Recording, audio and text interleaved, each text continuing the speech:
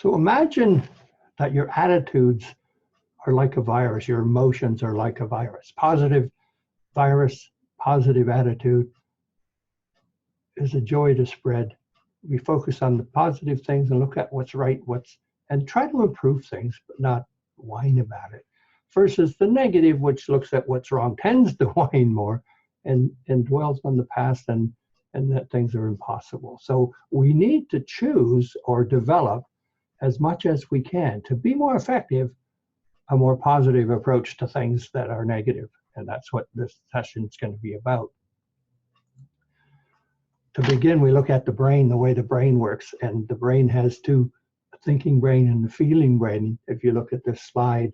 And the thinking brain is the logical part, the planning part, all of those things. And the feeling brain is controlled by a thing called the amygdala, which is in the center of the brain. You can look it up. It controls our fight or flight reflex. And when it engages, it disconnects our ability to think logically. It's called emotional amygdala hijacking. Anger, fear, panic. If we can reduce the stress and start to use our thinking brain once again, and again, the skills from the session will help you to do that. To look at the difference in people, imagine there's two kinds of people. There's the pop bottle people who, when they're shook up, you can tell. When their emotions, they wear them on their sleeve. They're visibly shaken, you can tell. And they tend to let her go. They tend to take the lid off and with each event. Versus the pop can people who tend to keep it inside and not let it go.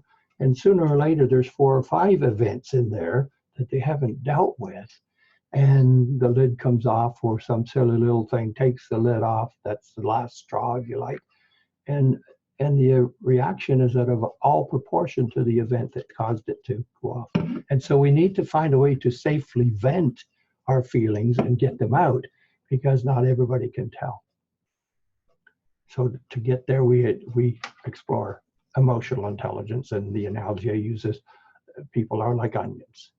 There's emotional intelligence is a set of competencies. There's 5 competencies that I teach, but the reality is we just look at self-awareness right inside. What am I feeling? And other people can't always tell, as I've already mentioned.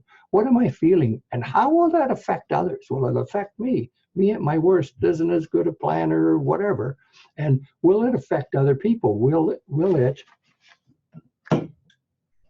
impact other people according to my viruses? Self-regulation, what can I say to myself? Say things like, a year from today, this isn't going to matter. This too shall pass. I'm going to do my best. I always do my best. I'm better than this, etc.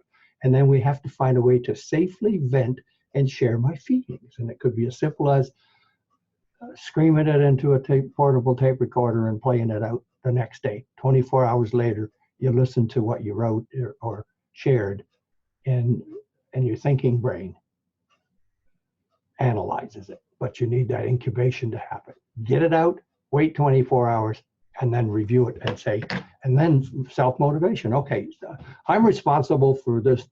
I'm responsible for my attitude for sure, and my approach. So what can I do? What can I fix is a self-motivation statement. So I always maintain we got to list at least 3 options, 1, 2, and 3. 1 is do nothing. What's the upside and downside of doing nothing? Pros and cons.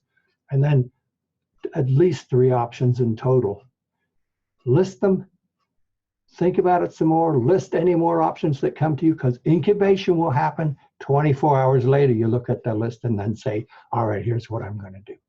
And that is the secret to it all. That is the way I predict you will be more effective in turning negative situations into something positive, or at least making the best of them and being at your best.